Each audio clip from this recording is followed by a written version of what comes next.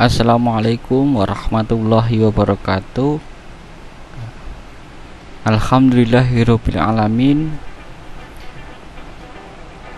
Rekan-rekan mahasiswa semuanya, para pemirsa yang budiman yang dirahmati oleh Allah Subhanahu wa taala, Tuhan yang Maha Esa.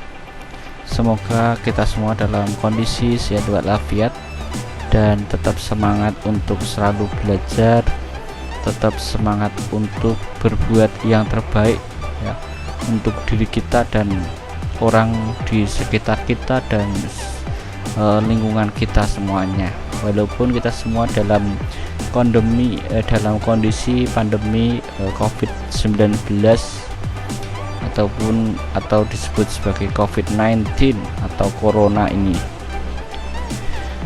Oke, para mahasiswa khususnya dan para pemirsa yang dirahmati oleh Allah Subhanahu wa taala, pada sesi kali ini kita akan melanjutkan kajian kita atau mata kuliah kita fikih siasah pada semester 3 di mata kuliah fikih siasah ya, di hukum ekonomi syariah IAIN Surakarta. Dan pada sesi ini atau dalam pertemuan ini kita akan membahas tentang ketatanegaraan ya dalam sejarah Islam ya. Dalam hal ini kita nanti akan membaginya menjadi 3 dalam konteks praktek dan pemikirannya. Pertama adalah di masa Nabi hingga masa Khulafaur Rasyidin. Lalu kemudian yang kedua, pada pertemuan selanjutnya akan kita bagi dari Bani Umayyah hingga sampai masa Turki Utsmani. Kemudian setelah itu kita akan lanjut pada masa pemikiran dan praktek politik pada masa modern. Itu kira-kira begitu. Jadi kalau kita dulu dari pertemuan kedua sampai pertemuan ke-7 itu pada konsep-konsep dasar, maka pada pada pertemuan ini kita sudah praktek dan pemikiran yang berkembang. Nah, tentunya ketika saya menyampaikan mungkin akan ada banyak kesalahan, ada banyak sesuatu yang kurang. Nanti semoga bisa kita diskusikan bersama dan kita saling berbagi satu dengan yang lainnya begitu ya. Lalu di pertemuan berikutnya kita masuk ke tokoh di pertemuan 11 dan 12. Lalu di pertemuan 13 dan 14 itu kita baru pada pemikiran fikih siasah yang mungkin bukan hanya sekedar konsep, tetapi juga pemikiran-pemikiran yang mungkin sudah progresif ya, dianggap progresif dan tentunya terkait tentang isu-isu yang terkini. Kita membahas Islam ya, perempuan dan demokrasi, lalu kita juga berdiskusi tentang jihad dan kekerasan global ya, begitu. Itu kira-kira gambarannya. Jadi semuanya sudah saya konsepkan. Jadi ada konsep dari pertemuan kedua sampai pertemuan ke-7 itu adalah konsep dasar lebih mudahnya. Lalu pertemuan ke-8 dan 10 itu praktek dan pemikiran ya. Lalu yang pertemuan ke-11 dan 12 kita mengambil tokoh ya. Tokoh yang pertama itu tokoh Al-Ghazali dan yang kedua itu Abdul Wahab Khalaf ya. Kemudian 13-14 itu pada isu-isu fikih siasah yang kontemporer begitu. Begitu gambaran singkatnya apa yang akan kita bahas. Kita langsung saja pada pertemuan ke-8, yaitu tentang bagaimana praktik ya ketatanegaraan di masa Rasulullah Shallallahu Alaihi Wasallam hingga pada masa Khulafaur Rasyidin. tentunya ini pembahasan yang sangat panjang sebenarnya, karena kalau kita lihat ya, kalau kita tinjau ulang ya, lama Khulafaur Rasyidin itu selama 30 tahun dan masa kenabian itu 23 tahun. Jadi kira-kira sekitar 53 tahun. Jadi kita belajar sejarah 53 tahun itu hanya dalam satu pertemuan ini. Jadi tentunya sangat banyak kekurangan, dan semoga kita saling mengisi kekurangan itu satu dengan yang lainnya. Begitu, itu harapan saya, karena ilmu itu selalu berkembang, tidak stagnan. Saya kira begitu. Jadi kita semua selalu harus mengupdate ilmu kita. Nah, semoga apa yang saya sampaikan ini hanya sebagai pemicu saja, atau hanya sebagai ya pemanas saja teman-teman semuanya, supaya ada gambaran awal bagaimana sih politik Islam di masa Rasulullah dan masa Khulafaur Rasyidin. Begitu. Nah, kita langsung saja di sini. Jadi kalau tadi saya sebutkan masa Nabi Muhammad itu bertugas menjadi nabi itu kira-kira 23 tahun. Nabi diangkat Muhammad itu diangkat menjadi nabi dan rasul pada usia 40 tahun, dan beliau meninggal pada usia sekitar 63 tahun. Jadi tugas kenabian beliau itu sekitar 23 tahun. Begitu. Nah, apa yang kita bisa catat selama 23 tahun itu di masa Nabi Muhammad SAW bertugas menjadi nabi. Nah, apakah kemudian selama 23 tahun itu Nabi juga otomatis, atau selama 23 tahun itu juga menjadi, maaf sekali, hanya mengurusi bidang politik gitu ya? Saya kira tidak demikian. Nah, lalu bagaimana sebenarnya begitu? Nah, Rasulullah SAW kalau kita tinjau dari sosiogeografi atau sosio kemasyarakatan, dari sosial kemasyarakatannya, itu dihadapkan pada masyarakat yang majemuk ya, walaupun kemajemukan di Arab itu tidak semajemuk bangsa Indonesia yang berpulau-pulau, yang bahasanya lebih dari 1000, pulaunya juga ratusan ribu gitu ya, dan sukunya juga tidak sebanyak Indonesia ya. Tetapi pada prinsipnya Nabi Muhammad SAW itu dihadapkan pada masyarakat yang majemuk ya. Majemuk di sini itu dari apa? Dari keturunannya itu bermacam-macam, ada budaya yang beraneka ragam, dan dari agama yang juga beraneka ragam. Kalau dari sisi keturunan, Nabi itu setidaknya ada tiga keturunan, ada tiga keturunan yang dihadapkan, atau 3 suku besar yang dihadapi Nabi, khususnya ketika beliau itu mendirikan piagam Madinah. Satu, di sana ada Ansor, ada Khosraj, dan orang-orang Yahudi. Dan orang Yahudi itu dibagi menjadi setidaknya ada 4 besar, yaitu ada Qainuqa, ada Bani Nadir, dan Bani Quraisyah, dan suku-suku lainnya. Ini adalah gambaran kemajemukan di masa Nabi Muhammad. Artinya Nabi Muhammad SAW itu juga menghadapi problem kemasyarakatan terkait kemajemukan. Artinya ketika ada kemajemukan berarti kita harus memahami bahwa di sana ada keragaman. Keragaman keturunan, keragaman budaya dan agama itu menimbulkan keberagaman dalam kepribadian, keragaman dalam hal pemikiran, sehingga ketika Nabi itu menjadi Nabi dan sekaligus menjadi pemimpin umat, maka berarti Nabi itu juga dihadapkan pada keragaman pemikiran dan keragaman pendapat. Nah, ini yang perlu kita catat, sehingga ketika terjadi keragaman, maka tentunya akan menimbulkan berbagai kepentingan. Nah, kepentingan di sini kan berarti bisa dikaitkan dengan politik ya, begitu. Jadi itu. Lalu yang berikutnya yang ingin saya sampaikan, kita tutup saja biar tidak membuat penuh layar. Nah, Nabi Muhammad SAW itu kita catat pada tahun 622 Masehi mengeluarkan namanya Piagam Madinah. Nah, Piagam Madinah itu ya lah, setidaknya adalah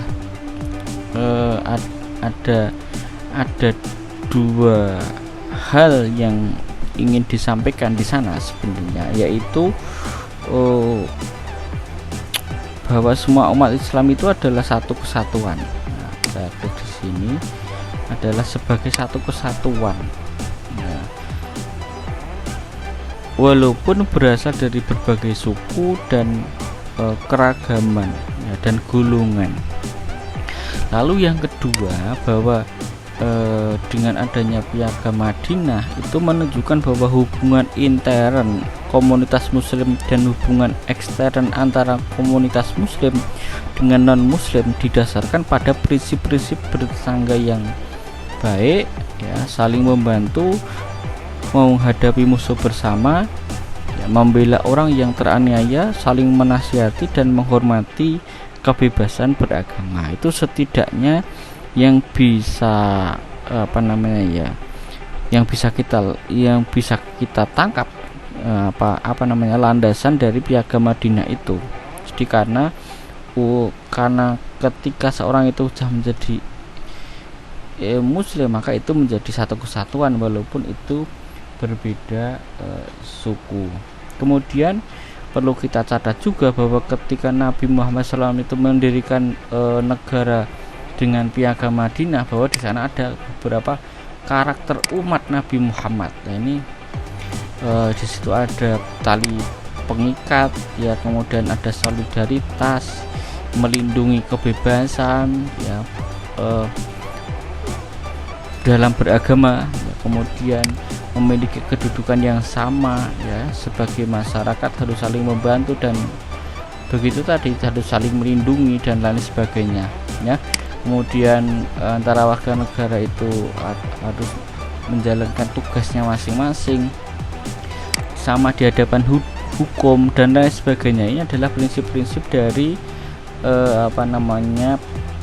karakter umat Nabi Muhammad SAW atau karakter umat yang dipimpin oleh Nabi Muhammad SAW. Lalu kalau ketika kita mencatat ya, nah catatan kita tentang politik ya, di masa Nabi Muhammad SAW itu sangat sederhana. Nah, ini adalah yang menjadi poin penting kita dalam hal periode Nabi Muhammad.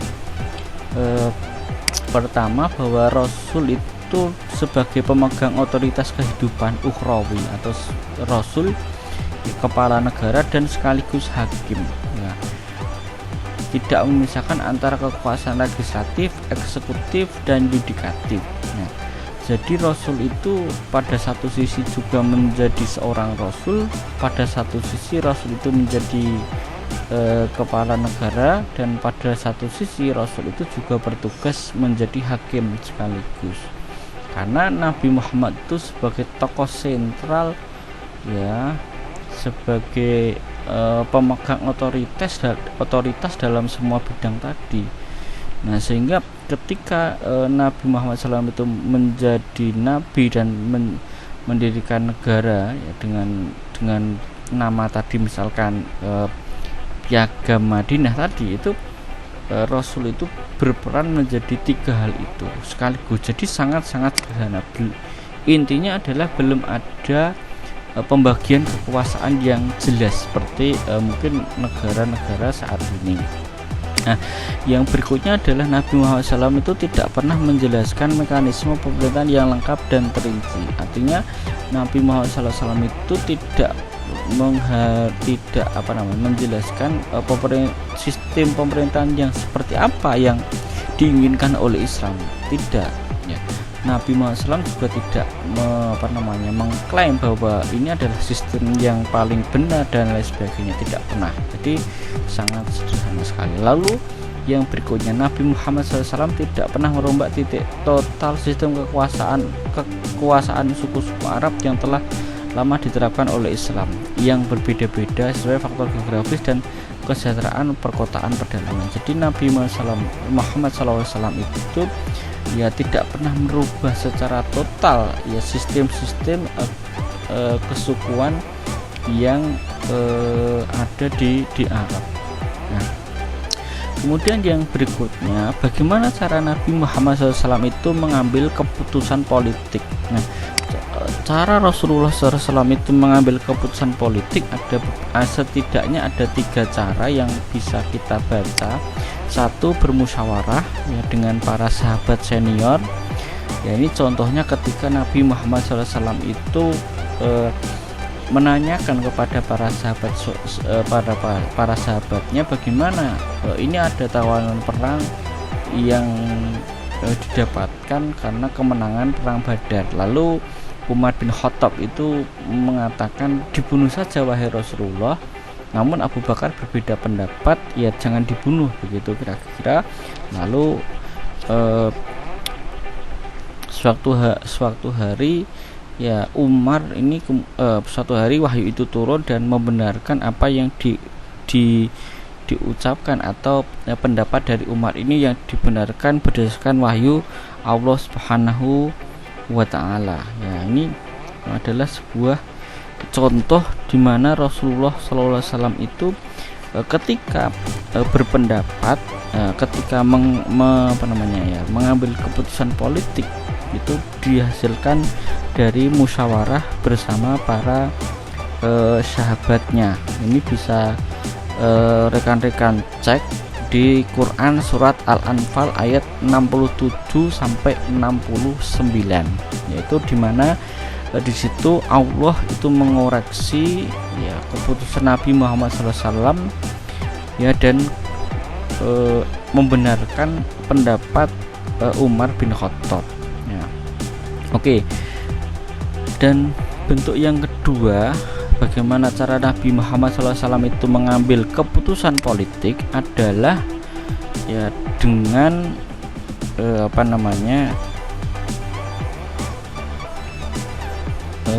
pertimbangan dari kalangan profesional. Nanti teman-teman bisa mencari contohnya sendiri-sendiri ya. Nah, kita kembali ke sini. Jadi yang kedua adalah Nabi Muhammad SAW itu meminta pertimbangan dari kalangan profesional. Ya. Nah, kita bisa lihat ketika Nabi Muhammad SAW itu menerima usulan Salman Al-Farisi untuk membuat benteng pertahanan dalam perang Ahzab, yaitu ketika menghadapi tentara Quraisy dan sekutunya dengan menggali parit ya di sekitar Madinah. Nah, strategi ini kemudian berhasil ya untuk menghadang atau menghadapi tentara-tentara sekutu yang memasuki Madinah. Ya, dan kemudian akhirnya mereka bubar tanpa membawa hasil apapun. Ini adalah contoh ketika Nabi Muhammad SAW itu meminta pertimbangan dari kalangan profesional. Kemudian yang ketiga adalah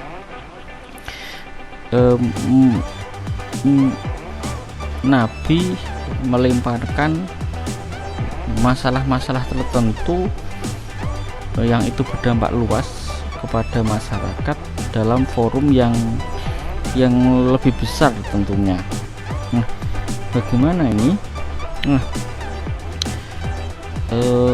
adalah kita contohkan misalkan Nabi bermusyawarah ya dengan sahabat dalam rangka menghadapi kaum Quraisy Mekah di perang Uhud.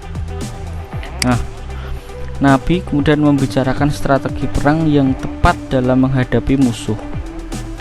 Kemudian Nabi menawarkan supaya kaum muslimin bertahan saja di dalam kota menanti kedatangan musuh ya. Namun kemudian sebagian besar para sahabat ini mengusulkan ya, supaya pasukan Islam itu menyongsong mereka keluar Madinah ya, menyongsong mereka keluar Madinah ya. Pertimbangannya adalah supaya anak-anak dan kaum wanita ya, dapat terlindung ya, dari perang gitu ya. Ini adalah yang terkait tentang Nabi Muhammad SAW ya, cara mengambil keputusan politik. Kemudian yang terakhir adalah Nabi Muhammad SAW itu mengambil keputusan sendiri. Nah, ini kita contohkan ketika Nabi Muhammad SAW itu membuat keputusan dalam menghadapi delegasi Quraisy ketika ratifikasi perjanjian Quraisy. Ini ceritanya sangat panjang, nanti teman-teman bisa searching sendiri bagaimana Nabi mengambil keputusan sendiri dalam menghadapi delegasi Quraisy ketika ratifikasi perjanjian Hudaybiyah. Oke, rekan-rekan mahasiswa yang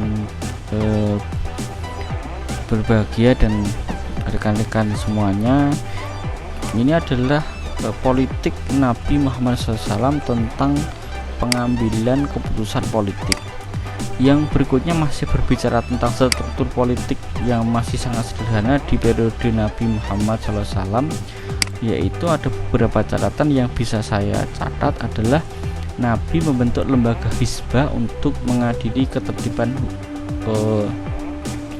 umum. Jadi lembaga ini bertugas untuk penertiban terhadap perdagangan agar tidak terjadi kecurangan-kecurangan yang dilakukan pedagang di pasar. Kemudian Nabi mengangkat hizbah ya untuk di beberapa kota ya, seperti Sa'id ibnu Al-As ibnu Umayyah untuk Makkah dan Umar bin Khattab untuk Madinah. Bahkan Nabi Muhammad SAW itu kadang melakukan inspeksi mendadak ya ke pasar di Madinah.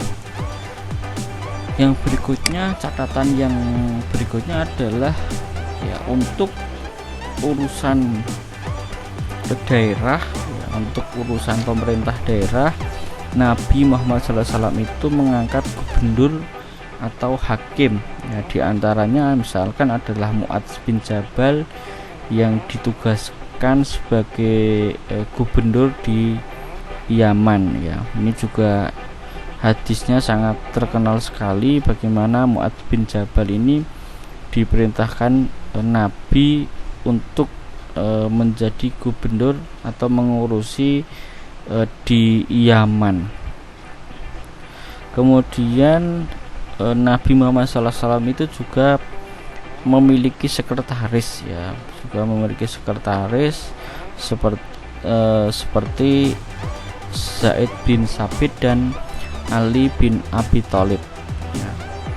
Mereka ini bertugas ya, salah satu tugas yang sangat penting adalah menulis ya wahyu Al-Quran. Kemudian dalam bidang internasional Nabi Muhammad SAW itu juga menjalin hubungan diplomatik dengan negara-negara sahabat ya. Nabi itu mengirimi surat kepada kepala negara ya untuk berdakwah ya, supaya mereka itu mau untuk memeluk Islam.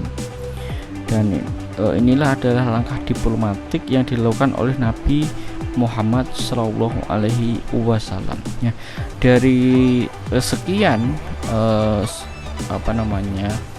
Rasulullah SAW itu menjalin hubungan diplomatik dan mengajak untuk memeluk Islam ya, tentunya mereka ada yang menolak, kemudian ada yang menyambut dengan simpatik, dan ada pula yang mereka itu menerima ajakan Nabi Muhammad SAW itu dan masuk Islam. Nah, selain itu di dalam hubungan internasional Nabi Muhammad SAW itu juga mengangkat ya duta-duta ke negara-negara sahabat ya, seperti Amr bin Umais Al-Damiri ya, sebagai duta Islam ke Abyssinia, kemudian Umayyah ya yang lalu maaf ya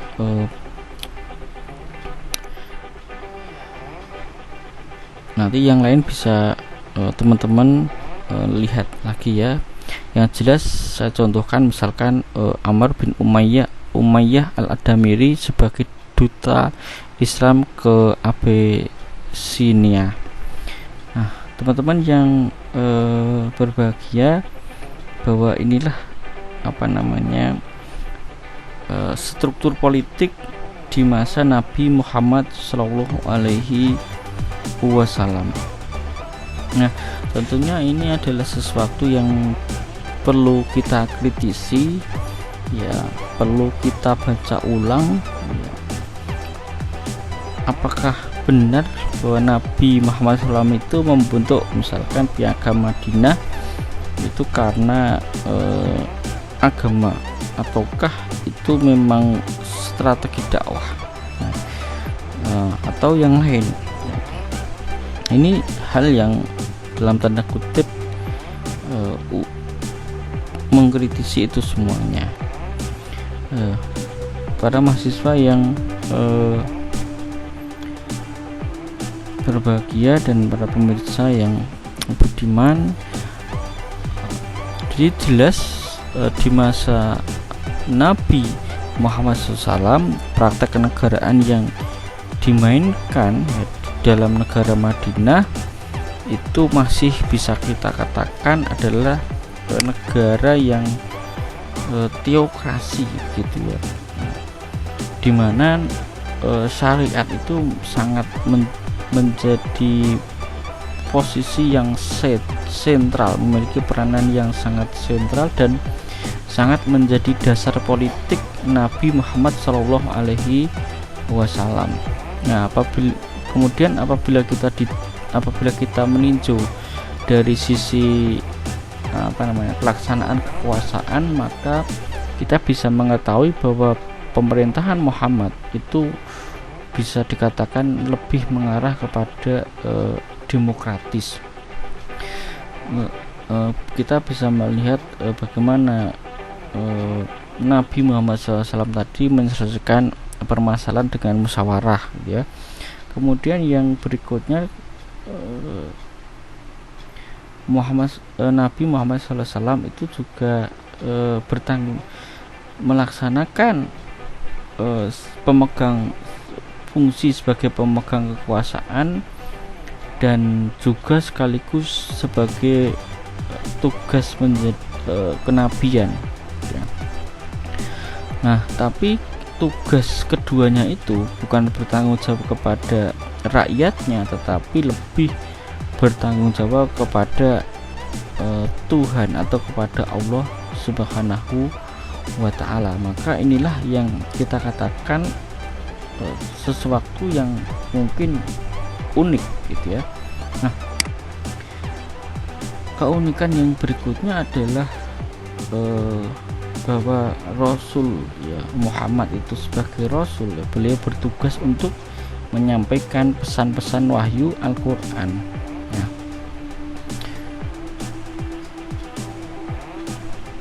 Dan pada akhirnya ya, pada realisasinya dari dakwahnya itu kemudian mendapatkan kepercayaan untuk memimpin umat di Madinah dan kemudian mendirikan negara Madinah. Jadi sekali lagi kepemimpinan Nabi Muhammad SAW itu sebagai kepala negara Madinah itu menyatu dengan tugas-tugas kerasulan ya, karena beliau sepenuhnya bertanggung jawab kepada Allah Subhanahu wa Ta'ala, Tuhan yang Maha Esa, begitu. ini adalah catatan-catatan yang terkait tentang bagaimana praktik politik ya di masa Nabi Muhammad Shallallahu Alaihi Wasallam. Oke, para mahasiswa dan rekan-rekan yang berbahagia, kita lanjutkan tentang pemerintahan atau praktek politik di masa Khulafaur Rasyidin. Nah, kita akan memulainya langsung dari masa Abu Bakar As-Siddiq. Nah, perlu kita ketahui bersama, atau saya ulang lagi, bahwa masa Khulafaur Rasyidin itu berlangsung kurang lebih 30 tahun, dan itu ada 4 khalifah dari Abu Bakar, kemudian Umar bin Khattab, lalu Utsman bin Affan, dan Ali bin Abi Thalib. Nah, kalau kita mencatat lagi bahwa ada beberapa pendapat yang menyatakan bahwa ketika Nabi Muhammad SAW itu telah wafat, maka permasalahan umat yang muncul pertama kali itu adalah tentang politik. Tapi ada juga yang mengatakan hukum. Tetapi di sini karena kita itu pembahasannya adalah fikih siasah, maka yang bisa kita pahami juga bahwa memang lebih mengarah kepada politik atau mengarah kepada siapa yang memimpin setelah Nabi Muhammad SAW itu wafat. Nah, maka ini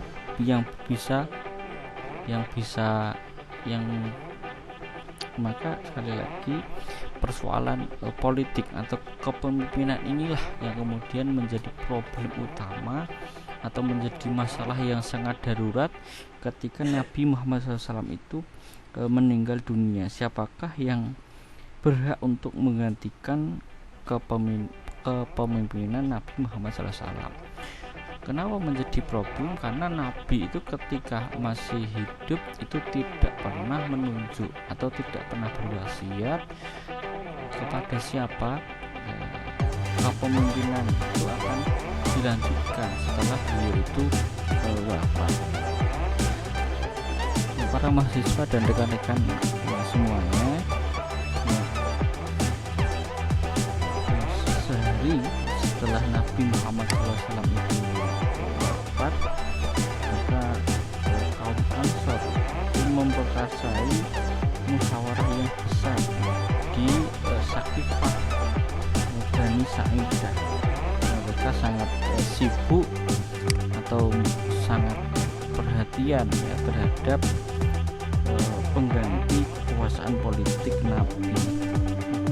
Kemudian dalam pertemuan itu ya, suku Khosraj ya menunjuk Sa'ad bin Ubadah sebagai khalifah. Namun Aus ya, belum bersedia, atau Sa'ad bin Ubadah ini belum bersedia, Aus itu belum bersedia menerima pencalonan Sa'ad bin Ubadah. Nah, kemudian pada akhirnya ya, dengan berbagai cerita yang panjang itu terjadi perdebatan yang sangat mungkin sangat kuat gitu ya, perdebatan yang sangat alot gitu ya di antara suku-suku yang ada itu. Lalu terdengarlah berita perdebatan itu pengganti Nabi, lalu diutuslah ya salah satu perwakilan ya, Umar itu mengutus ya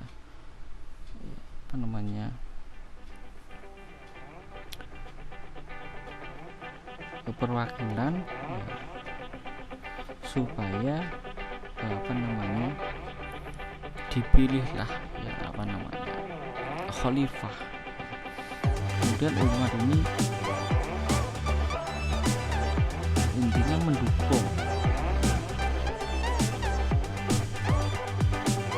bahwa Abu Bakar yang berhak untuk menggantikan posisi Nabi Muhammad Shallallahu Alaihi Wasallam.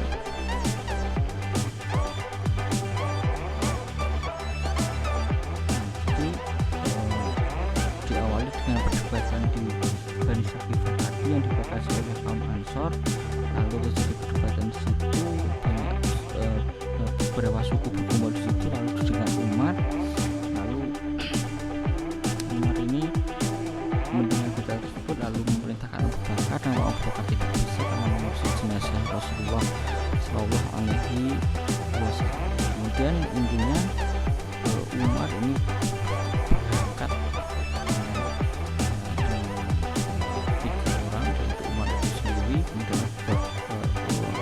Abu Bakar dan Abu itu mereka berangkat kepada Balai Bani Saqifah dan Sa'idiyah tadi. Ketika Umar dan Abu Bakar dan Abu Ubaidah ini datang ke sana, masih terjadi diskusi yang sangat alot. Mereka terjadi perdebatan yang alot karena belum mencapai kesepakatan ya, bahwa saat bin Ubaidah itu kemudian menjadi calon pengganti Nabi Muhammad Shallallahu Alaihi Wasallam. Nah, kemudian pada intinya dipilihlah Abu Bakar sebagai pengganti pemimpin ya, pengganti kepemimpinan Rasulullah Shallallahu Alaihi Wasallam begitu. Nah, di sini kalau secara hukum memang ada dua pendapat, atau secara politik juga ada dua pendapat, di mana ada yang sangat alot ya, untuk membela yang berhak itu adalah Ahlul Bait atau keturunan Nabi. Mereka yang kecewa ini, mereka yang berpendapat seperti ini kemudian menjadi sebuah kelompok tersendiri, yaitu kelompok Syiah. Kemudian yang berikutnya itu ada yang mengatakan bahwa Nabi itu tidak pernah memberikan wasiat atau tidak pernah menunjuk ya kepada siapa penggantinya itu atau siapa penggantinya itu. Kemudian kelompok ini berkembang dan menjadi kelompok yang kita sebut sebagai kelompok Sunni.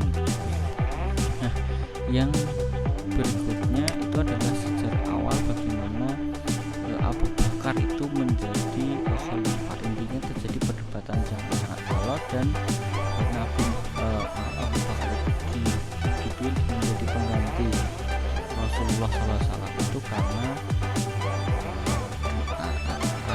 jalan musyawarah atau perdebatan yang sebenarnya cukup dibilang sangat alot. Nah, kemudian yang berikutnya adalah lama pemerintahan Abu Bakar itu sekitar 2 tahun 76 hari ya, dari 632 sampai 634 Masehi. Nah, yang berikutnya adalah metode pengangkatan khalifah. Tadi sudah saya jelaskan ya, dengan jalan musyawarah, tidak melalui ditunjuk oleh Nabi Muhammad SAW. Kemudian yang berikutnya ada pidato Abu Bakar As-Siddiq yang ada beberapa poin yang disampaikan di sana, bahwa hubungan antara rakyat dengan pemimpin itu seperti kontrak sosial ya, seperti kontrak sosial dengan rakyatnya. Kemudian Abu Bakar itu mengontrol ya, meminta ya rakyat itu mengontrol kepemimpinannya, karena beliau merasa banyak kekurangan, banyak kelemahan, sehingga ketika terjadi kesalahan dalam kepemimpinannya maka rakyat itu boleh mengingatkan atau boleh menasihatinya. Kemudian keinginan Abu Bakar memberikan perlindungan, itu salah satu visi misinya itu adalah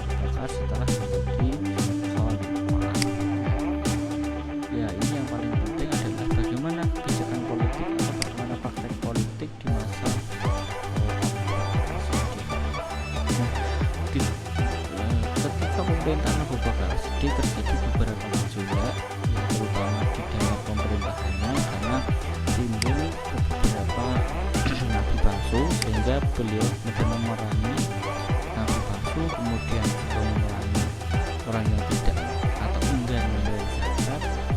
Kemudian Abu Bakar juga memulai pengumpulan lembar Al-Quran yang ditulis oleh para sahabat yang masih berserakan itu sudah mulai dikumpulkan pada masa Abu Bakar As-Siddiq. Kemudian juga di masa Abu Bakar sudah ada pembagian kekuasaan, ya walaupun mungkin tidak sedetail pada era saat ini, tetapi setidaknya ada pembagian di mana ada legislatif, ada yudikatif, dan eksekutif. Kemudian yang berikutnya di bidang ekonomi tadi sudah juga disampaikan, Abu Bakar itu memerangi orang yang tidak membayar zakat, maka kemudian Abu Bakar juga menekankan ya perekonomian itu melalui salah satunya dengan membayar zakat. Yang berikutnya ini juga kebijakan politik Abu Bakar, yaitu berwasiat supaya Umar bin Khattab itu menjadi penggantinya. Tetapi sebelum Abu Bakar itu berwasiat, itu bukan berarti dengan semena-mena atau dengan seenaknya sendiri kemudian menunjuk, tetapi Abu Bakar menunjuk Umar menjadi penggantinya sudah melalui musyawarah dulu dengan beberapa sahabat, dan kemudian itu ditulis dalam wasiatnya. Nah, ini adalah beberapa kebijakan Abu Bakar di dalam negeri. Nah, kemudian ada juga kebijakan di luar negeri, misalkan melepaskan tentara Islam yang dipimpin oleh Usama bin Zaid untuk menghadapi tentara Romawi di Mekah.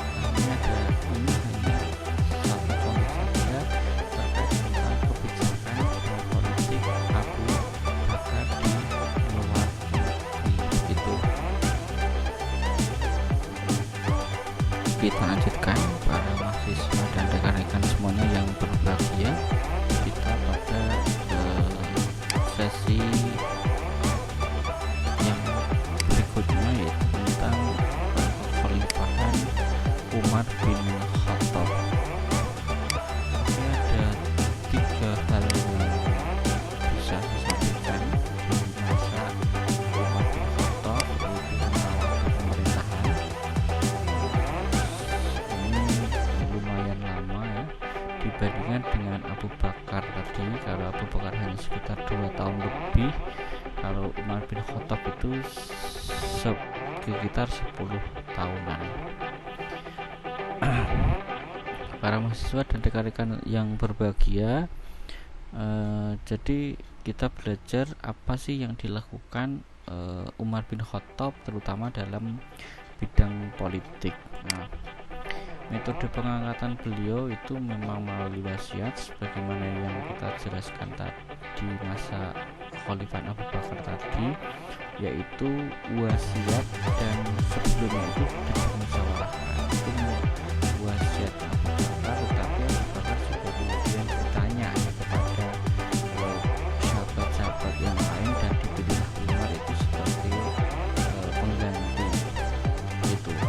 Kemudian kita langsung ke inti poinnya saja, yaitu kebijakan politik atau praktek politik yang dilakukan oleh Umar bin Khattab.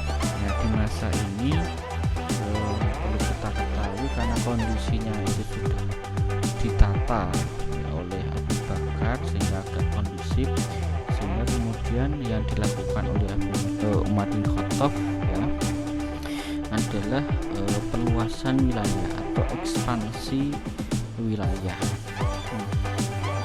Umar bin Khattab itu selalu berperan penting dalam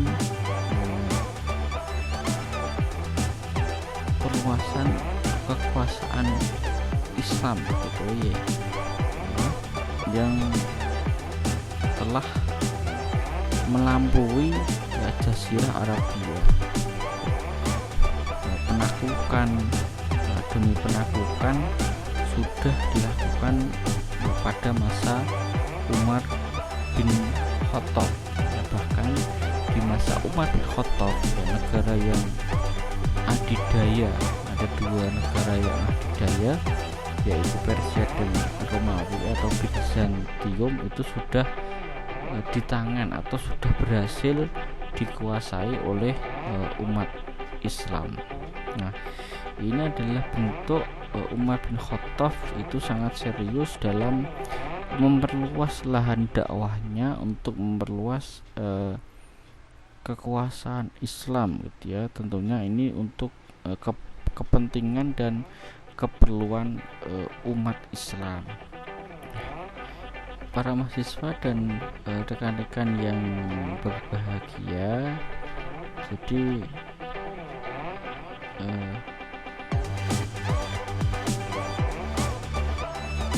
itu adalah catatan tentang perluasan wilayah. Jadi sudah sampai pada Persia dan Bizantium, kemudian juga menguasai Syria, kemudian Irak, kemudian Mesir dan lain sebagainya. Yang berikutnya adalah pada pembenahan birokrasi pemerintahan. Ketika wilayah kekuasaan umat Islam di masa Umar bin Khattab itu sudah semakin luas, maka tugas yang berikutnya atau hal yang dilakukan atau kebijakan yang dilakukan oleh Umar bin Khattab adalah membenahi kemudian menyempurnakan sistem pemerintahan yang telah dijalankan oleh Abu Bakar As-Siddiq. Maka kemudian Umar bin Khattab ini membuat pembaruan di bidang administrasi negara, ya, dengan tetap dia menjadikan kota Madinah itu sebagai pusat pemerintahan Islam. Maka Umar ini meminta pada sahabat-sahabat yang senior, ya, sabiqunal awalun, itu untuk tidak meninggalkan kota Madinah. Ya. Kenapa? Karena Umar bin Khattab ini selalu membutuhkan, ya, membutuhkan masukan-masukan, membutuhkan nasihat-nasihat, ya, dalam menjalankan tugas kekhalifahannya. Dan para sahabat ini kemudian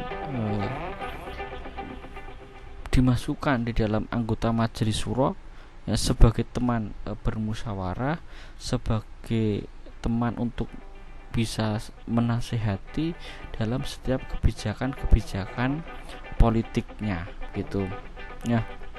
Jadi itu hal yang pertama yang dilakukan, ya, oleh Umar bin Khattab, yaitu salah satunya adalah membentuk majelis syuro, yang di situ isinya adalah para sahabat yang senior yang bertugas untuk memberikan masukan dan arahan kepada Umar bin Khattab. Nah, Umar juga memanfaatkan musim haji itu untuk selalu berevaluasi di atas pemerintahannya, Maka para sahabat itu mengumpulkan, ya, Umar itu mengumpulkan para pejabat negara dan gubernur-gubernur di daerah, ya, untuk menyampaikan keluhan-keluhan, ya, yang dirasakan oleh rakyatnya begitu. Nah, di masa Umar itu sudah sekitar 8 provinsi yang itu menjadi bagian dari kekuasaan umat Islam yang dipimpin oleh Umar bin Khattab, yaitu Madinah, Mekah, Syria, Jazirah, Kufah, Basrah, Mesir, dan Palestina. Di masa Umar bin Khattab, ya, pembenahan birokrasi juga dilakukan dengan membentuk lembaga kepolisian bertugas untuk menjaga keamanan dan ketertiban dalam masyarakat. Kemudian Umar juga membentuk lembaga pekerjaan umum. Umar juga membentuk lembaga peradilan, juga membentuk departemen perpajakan, kemudian juga membentuk departemen pertahanan dan keamanan, dan banyak lain dan banyak lagi seperti mendirikan kantor perbendaharaan dan keuangan negara atau yang kita sebut sebagai Baitul Mal. Jadi pembenahan birokrasi di masa Umar bin Khattab itu sangat luar biasa sekali. Ini saya jelaskan saja secara singkat begitu. Nah, kemudian di masa Umar bin Khattab itu juga selalu terjadi upaya peningkatan kesejahteraan rakyat. Nah, bagi apa yang dilakukan oleh Umar bin Khattab ya, selain memperluas daerah kekuasaan untuk menambah devisa negara, kemudian juga melalui rampasan perang ya ataupun pajak ya, ini adalah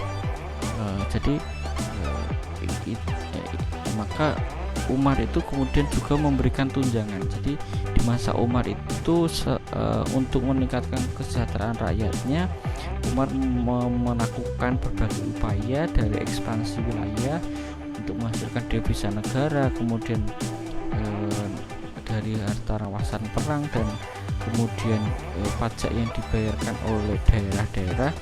Umar itu memberikan tunjangan ya kepada kaum muslimin ya.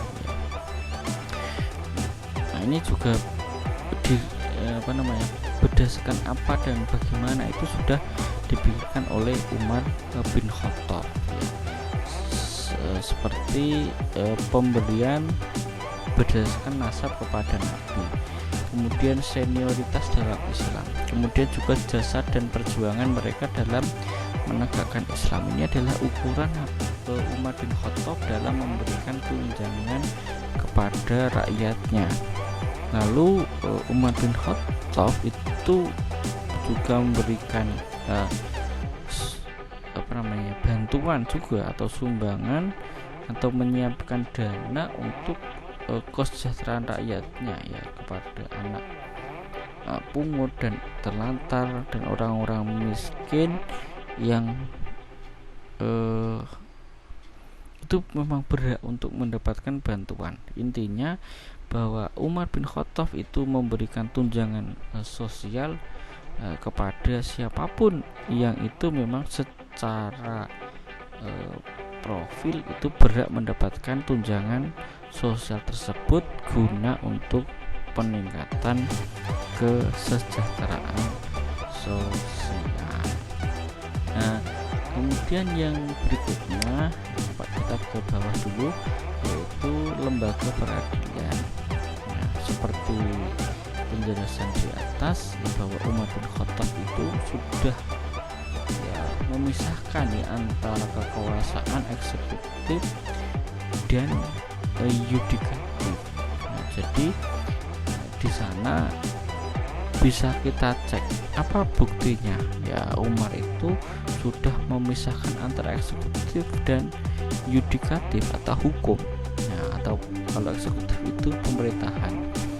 Misalkan Umar mengangkat hakim di Madinah Abu Darda, kemudian mengangkat juga di Basrah Syarih, kemudian mengangkat hakim juga di Kufah Musa al-Ash'ari, kemudian mengangkat juga hakim di Mesir yaitu Utsman bin Qais bin Abi al-As.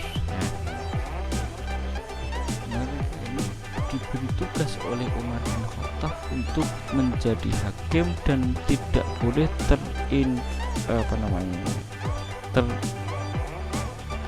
terintervensi oleh kekuasaan eksekutif atau kekuasaan dari pemerintah ya. Namun sekali lagi ini adalah bentuk kepedulian Umar bin Khattab dalam bidang peradilan.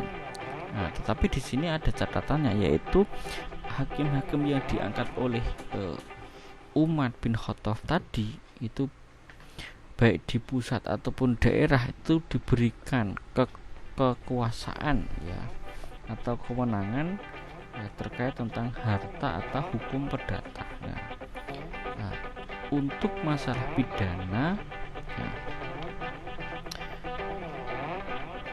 ya, itu diserahkan pada umat itu sendiri. Misalkan ada kisos atau hudud, masalah-masalah yang demikian itu tetap dikembalikan kepada umat ini atau sebagai khalifah.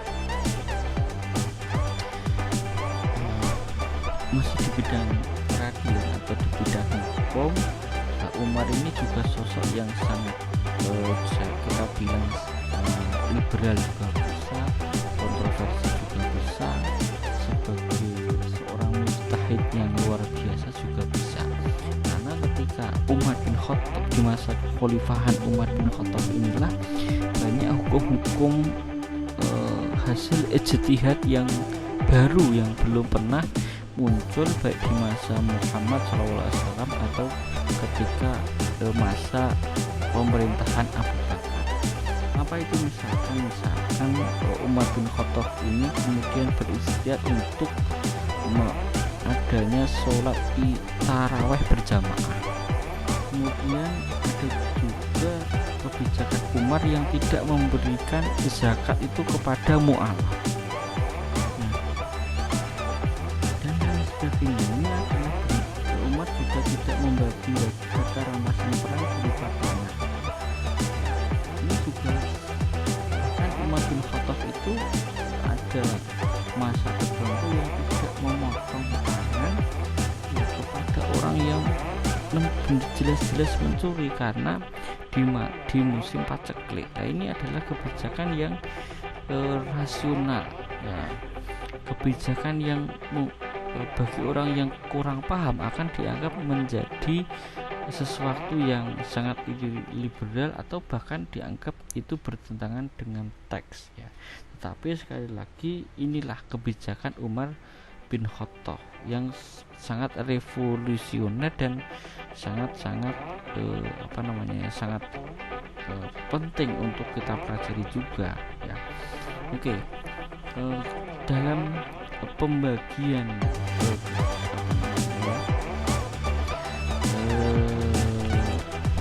kekuasaan itu Nabi Muhammad dalam bidang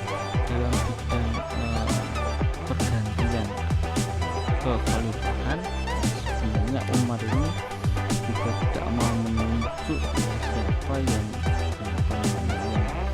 yang mau atau yang akan menjadi penggantinya, atau tidak mau menunjuk siapa yang menjadi penggantinya. Tapi kemudian karena dengan berbagai hal yang terjadi seperti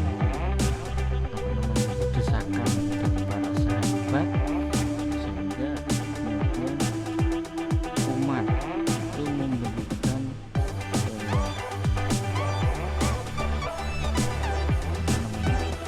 semacam pilihan untuk siapa yang akan menjadi penggantinya. Dan akhirnya setelah beliau wafat pun siapa yang menggantikan beliau itu ditunjuk dengan jalan itu dalam posisi Umar bin Khattab sudah meninggal dunia. Artinya penerusnya yaitu Utsman bin Affan itu dipilih bukan karena ditunjuk oleh Umar bin Khattab, tapi karena adanya musyawarah di kalangan para sahabat. Kemudian yang berikutnya pembentukan tentara reguler yang digaji oleh negara, ini juga sesuatu yang baru. Kemudian pengembangan demokrasi dan kebijakan lainnya tadi sudah saya jelaskan. Oke, itu adalah beberapa hal yang bisa kami catat tentang praktek yang terjadi, praktek politik Islam di masa Umar bin Khattab. Oke, rekan-rekan mahasiswa dan para pemirsa, rekan-rekan semuanya yang dirahmati oleh Allah Subhanahu wa taala, Tuhan yang Maha Esa, kita lanjutkan pada periode Utsman bin Affan. Nah, kita akan membahas beberapa hal yang kita anggap penting yang bisa bisa saya catat di sini adalah tentang waktu pemerintahan, kemudian metode pengangkatan khalifah, kebijakan politik, dan catatan-catatan lain.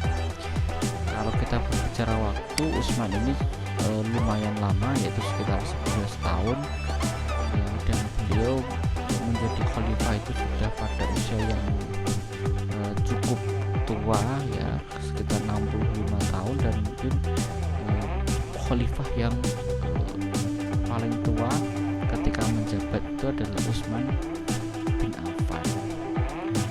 Utsman bin Affan ini dipilih menjadi khalifah karena musyawarah di kalangan para sahabat. Kemudian kebijakan politik yang dilakukan oleh Utsman adalah yang pertama perluasan wilayah, sebagaimana pada pemerintahan Umar dan Abu Bakar. Utsman melakukan perluasan wilayah kekuasaan Islam ya, misalkan dengan menaklukkan Rai dan Rum, kemudian menguasai daerah Sabur, kemudian Muawiyah juga bisa mengalahkan ya Utsman bin Affan itu juga bisa mengalahkan tentara Romawi di Siprus, kemudian juga membentuk angkatan laut, dan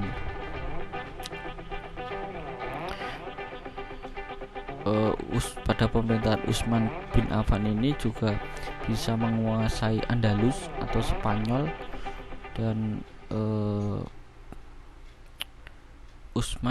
kekuasaan Utsman itu sudah melebar pada negara Khorasan, Naisabur, Tus, Sarkas, dan lain sebagainya ya, dengan jalan damai ya. Kemudian Azerbaijan, Afgan, Armenia, Kurdistan, dan Herat ini adalah kekuasaan negara-negara Islam yang itu dikuasai pada masa Utsman bin Affan. Kemudian Utsman bin Affan itu juga mengangkat penguasa atau gubernur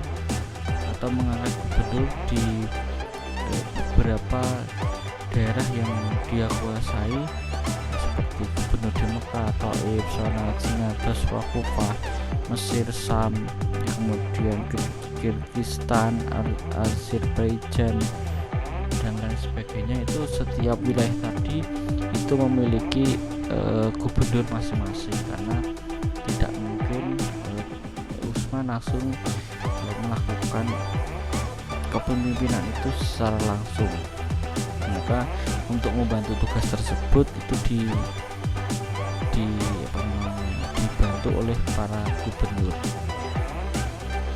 Kemudian yang berikutnya Utsman itu juga melakukan kebijakan untuk mengumpulkan memperbanyak mushaf Al-Quran, dan mengirimkannya ke beberapa daerah ya. Utsman juga sangat memperhatikan ya kebijakan atau bukan kebijakan tapi perbedaan ya, juga memperhatikan perbedaan kaum muslimin dari berbagai daerah itu dalam membaca Al-Quran ya, sesuai dengan dialektika masing-masing dan dengan qiraah yang berbeda. Maka kemudian Utsman ini memberikan ya sebuah solusi untuk bisa memperbanyak Al-Quran gitu ya. Dan tentunya Utsman setidaknya memperkecil lah perbedaan qiraah yang berbeda-beda tadi, sehingga tidak menimbulkan perpecahan di kalangan umat Islam ya. Tentunya Utsman melakukan hal tersebut ya. Utsman melakukan memperbanyak usaha tadi itu tentunya dengan terlebih dahulu bermusyawarah dan disetujui oleh para sahabat yang lain. Yang berikutnya Umar Utsman bin Affan juga melakukan pembangunan fisik ya, membangun perumahan penduduk, membangun gedung peradilan, jalan, jembatan, dan fasilitas umum lainnya. Ya, Umar juga menggaji muazin ya, dengan uang negara. Ya, Utsman juga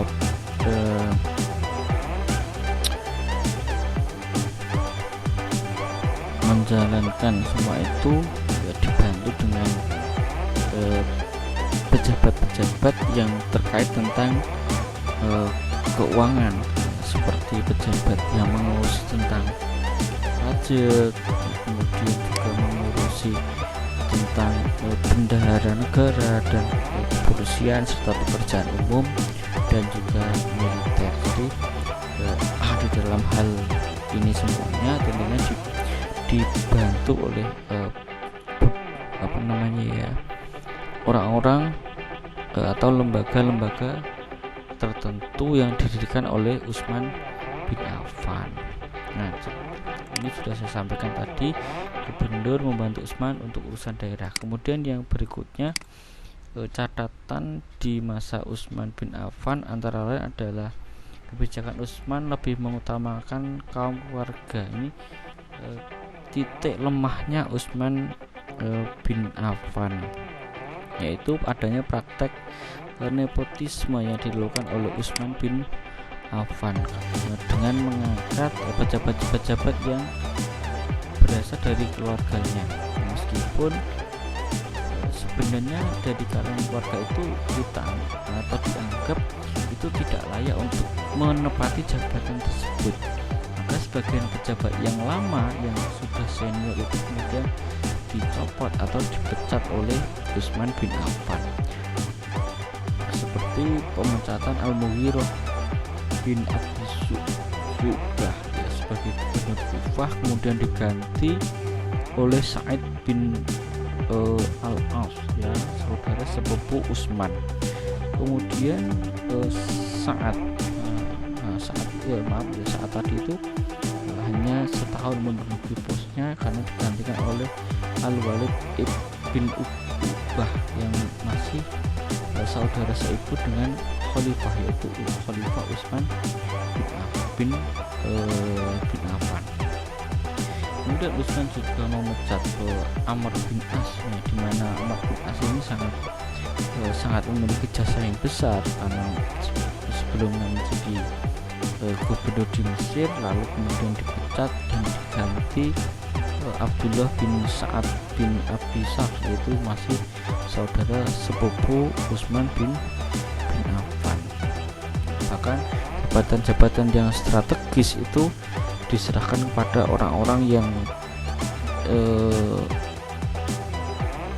secara person itu tidak mampu untuk melakukan, seperti pada tugas sekretaris negara yang sebenarnya sangat penting, yang sangat urgent, itu diserahkan kepada Marwan bin Hakam yang juga masih saudara sepupunya juga. Sementara Marwan bin Hakam ini adalah politikus yang sangat licik, yang haus terhadap kekuasaan. Nah, catatan yang berikutnya tentang kebijakan memberikan izin kepada sahabat senior untuk meninggalkan Madinah. Ini juga kebijakan yang bertentangan dengan kekhalifahan sebelumnya, karena para sahabat yang senior ini tentunya bisa memberikan masukan, bisa memberikan nasihat kepada khalifah, tetapi ketika mereka boleh meninggalkan atau memberikan izin meninggalkan Madinah, tentunya masukan dan saran itu akan berkurang secara otomatis karena mereka sudah pergi dari Madinah. Yang berikutnya adalah yang perlu kita catat ya, kebijakan-kebijakan yang ada tadi ya,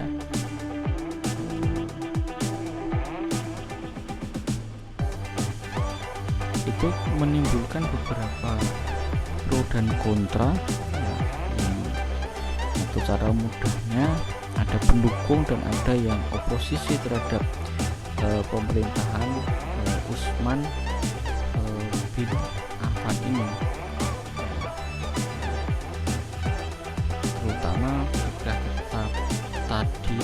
terutama kita tadi melihat bahwa di sana ada praktek nepotisme. Tentunya ini akan mendorong terjadinya potensi oposisi yang sangat besar ketika pemerintahan itu dibangun dengan cara nepotisme. Jadi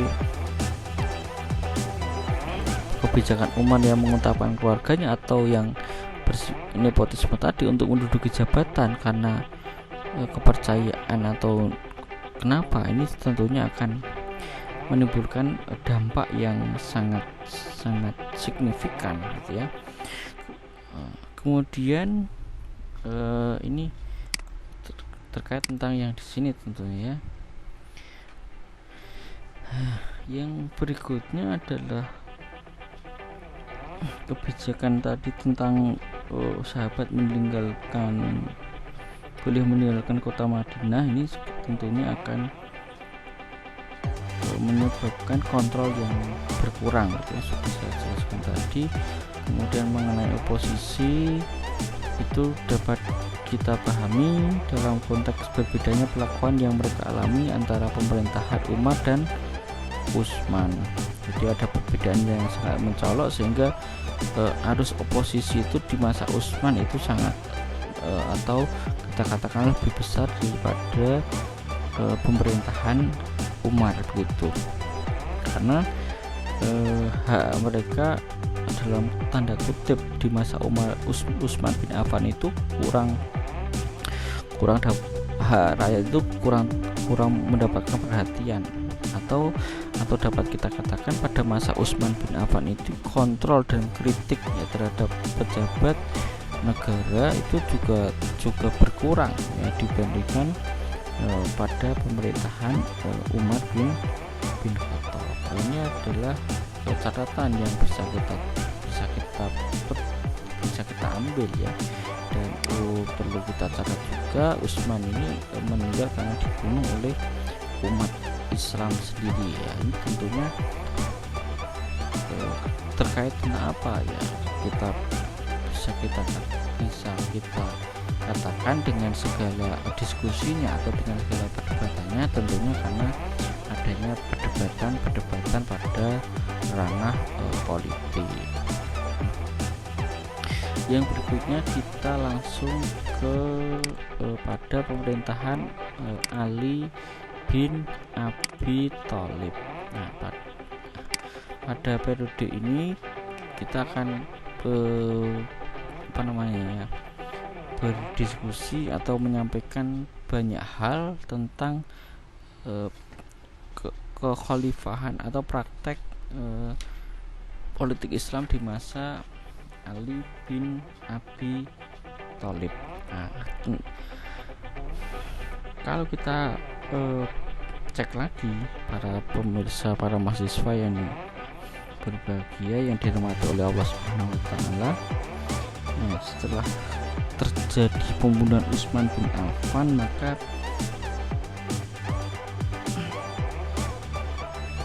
para pemberontak dari berbagai daerah itu mencari beberapa sahabat senior seperti Thalha, Zubair, Sa'ad bin Abi Waqqas untuk dibayat menjadi khalifah.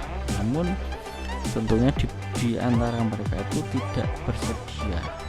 Kemudian mereka melihat Ali bin Abi Thalib, dan awalnya Ali ini juga tidak mau ya untuk menggantikan posisi sebagai pengganti Utsman bin Affan, karena pengangkatannya itu tidak didukung penduduk Madinah dan veteran perang Badar. Nah, kemudian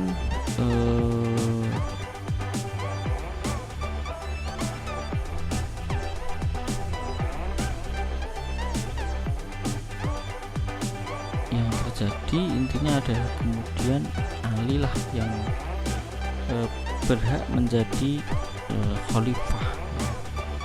Jadi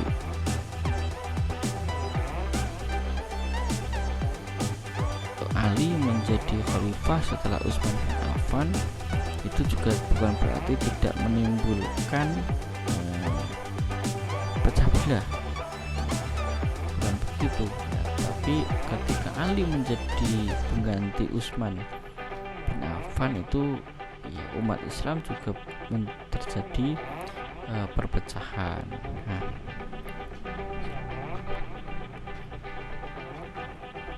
ditandai dengan apa itu? Ditandai dengan ketika masa Ali menjadi khalifah itu tidak semuanya itu berbaiat kepada Ali ya. Bahkan keluarga Ali ya di Sam ya, Muawiyah yang masih keluarga Utsman ya itu mereka justru menjadi kaum pemberontak ya. Jadi di masa Ali ya, karena mereka kecewa dengan adanya pembunuhan Utsman ya, mereka justru kemudian menuntut balas ya Ali di atas kematian Utsman bin Affan, bahkan menuduh ya, Utsman bin Affan ini adalah sebagai menuduh Ali ini adalah sebagai pembunuh Utsman bin Affan begitu. Nah, para pemirsa, rekan-rekan dan para mahasiswa yang dirahmati oleh Allah Subhanahu wa taala,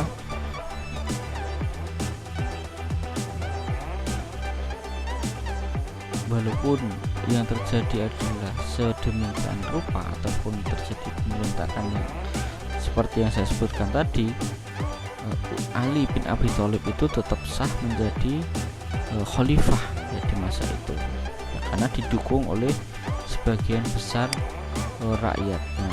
Di masa inilah ya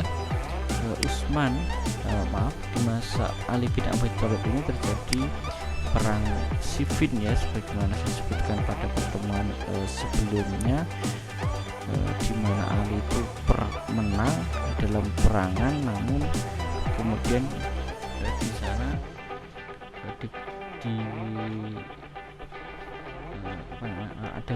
akan ada beberapa perlawanan ya. Kemudian salah satu perlawanan yang unik adalah perlawanan menghadapi Muawiyah, di mana Muawiyah itu sudah hampir kalah, kemudian melakukan seperti melakukan kelicikan begitu ya, supaya mengalah, kemudian melakukan perjanjian kepada Ali bin Abi Thalib ya, dan perjanjian itu dianggap merugikan oleh kaum muslimin. Nah, dan disitulah juga terjadi perpecahan lagi dan perpecahan lagi. Jadi intinya di sini terjadi banyak perpecahan gitu ya, yang terjadi dari perang Siffin. Jadi dari perang saudara, kemudian ada perang terhadap Muawiyah, itu di mana Muawiyah ini agak licik karena pasukan dia itu sudah hampir kalah, lalu berusaha untuk bangkit ya, untuk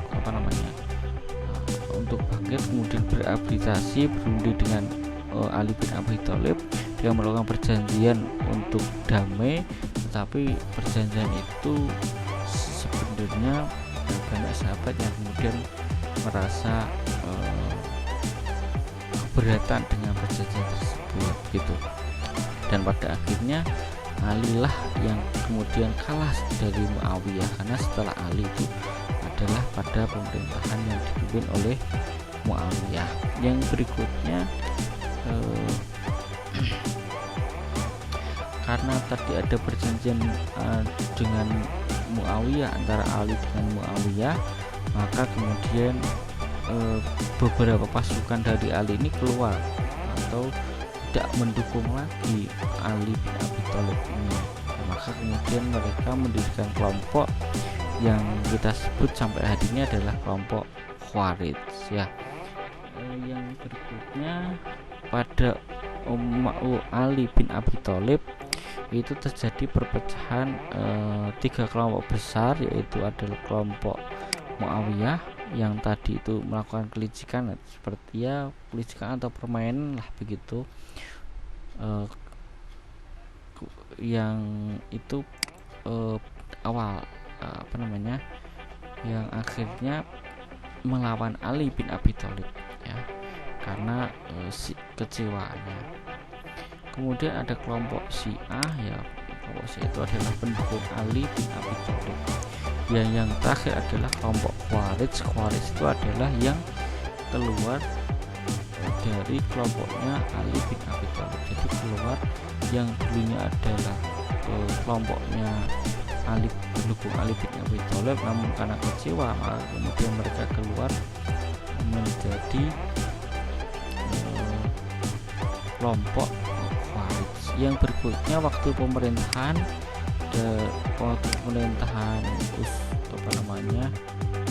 Ali bin Abi Thalib itu 632 sampai 661.